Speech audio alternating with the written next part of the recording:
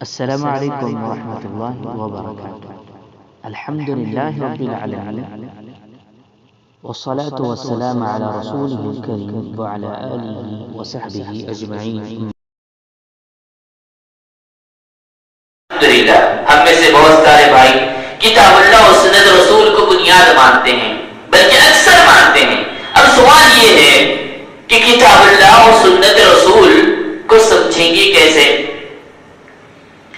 بہت سارے بھائی قرآن کی آیت پڑھتے ہیں، دلیل دیتے ہیں بدعت کے لیے، حدیث پڑھتے ہیں، دلیل دیتے ہیں بدعت کے لیے۔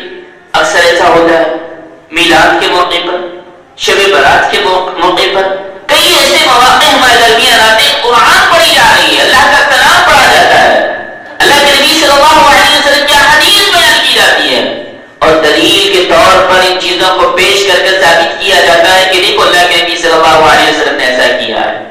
آئیے دیکھیں، قرآن اور حدیث کو سمجھنا ہے تو یہاں ہم کو ضرورت پڑتی ہے ہمارے اسلاف کی، ہمیں ضرورت پڑتی ہے ہمارے اسلاف نہیں سمجھا گیا جس طرح صحابہ اکرام رضوان اللہ علیہم اجمعین نے سمجھا ہے۔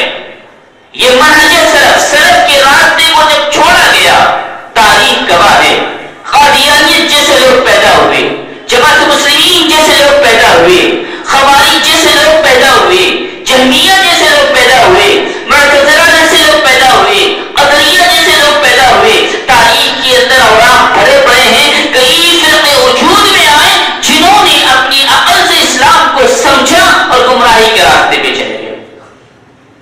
تو عقل سے اسلام کو نہیں سمجھیں گے، بلکہ اصول بیان کیا گیا ہے کہ اہل السنہ والجماعت کے اصول کو اٹھا کے پڑھیں گے تو اصول یہ ہے، علماء لکھتے ہیں کہ تقدیم العقل علی النقل۔